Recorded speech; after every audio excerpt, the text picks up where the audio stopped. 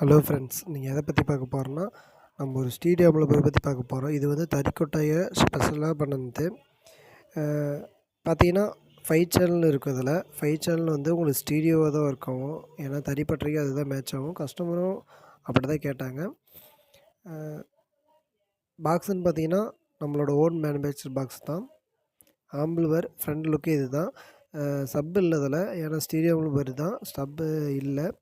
தறிப்பட்டறைக்கு இது கரெக்டாக மேட்சிங்காக இருக்கும். அந்த பேஸ் வந்து நம்ம இதிலேயே எடுத்து கொடுத்துட்டோம். அந்த 10 இன்ச்சும் அந்த 15க்கும் நல்லா டீப்பாகவே உங்களுக்கு பேஸ் இருக்கும்.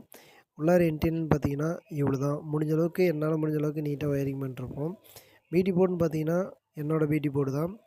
இது வந்து பார்த்திங்கன்னா நமக்கு லெஃப்ட் ரைட்டுக்கு ஏற்ற மாதிரி நம்ம ஆல்ட்ரு பண்ணிப்போம். சப்பு போர்டுன்னா அதுக்கு ஒரு மாதிரியும், லெஃப்ட் ரைட்னா அதுக்கு ஒரு மாதிரி ஆல்ட்ரு பண்ணிப்போம்.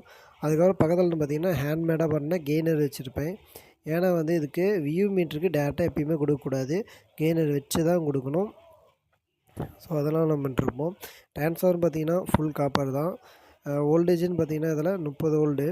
ஏன்னா வோல்டேஜ் அதிகமாக தான் உங்களுக்கு எஃபெக்ட் அதிகமாகும். கெப்பாசிட்டின்னு பார்த்திங்கன்னா 10,000 FDயில் 50 வோல்ட்டு போட்டிருப்போம். டிரான்சிஸ்டர் போர்டு அப்படின்னு பார்த்தீங்கன்னா நமக்கு மார்டினோடைய டிரான்சிஸ்டர் போர்டு தான், 5 சேனல் போர்டு. இது வந்து உங்களுக்கு கிளாரிட்டி வந்து பக்காவாக இருக்கும். அந்த ஜாரிங் இல்லாத அந்த பேஸு நல்லா டெப்த்தாகவே கிடைக்கும், கிளியரான ஆடியோ கிடைக்கும். டிரான்சிஸ்டர் பார்த்திங்கன்னா தொசிப்பாக ஒரு 2 இயர்ஸ் தான் போட்டிருப்பாங்க அதில்.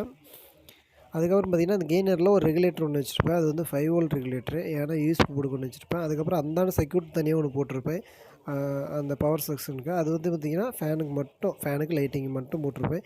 இப்படி பண்ணுறதுனால உங்களுக்கு அந்த அம்மிங் வராத கொஞ்சம் அரெஸ்ட் பண்ணி பண்ணலாம். ஏன்னா தனித்தனியாக செப்பரேட்டாக போனால் உங்களுக்கு அந்த அம்மிங் வராத இருக்கும்.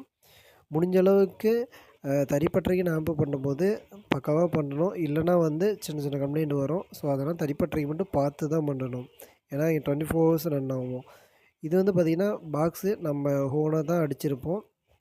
நாம் அடித்த பாக்ஸ் தான் 3/4 இன்ச்சு ப்ளே விட்டுது. இது வந்து பார்த்திங்கன்னா 10 இன்ச்சு 12 இன்ச்சு இருக்கும். எஃபெக்ட்டுன்னு பார்த்திங்கன்னா சரியான எஃபெக்டாக இருக்கும். உங்களுக்கு அவுட்டோரில் எடுத்து வச்சா கூட ஓரளவுக்கு நல்லாவே எஃபெக்ட் வரும். தறிப்பட்டறைன்னு ஸ்பெஷலாக நம்ம பண்ணிருப்போம். என்னால் முடிஞ்ச சின்னதாக ஒரு சாங் ப்ளே பண்ணுறேன், கேட்டு பாருங்கள். கேட்டு பார்த்துட்டு எப்படி இதுன்னு கமெண்ட் பண்ணுங்கள்.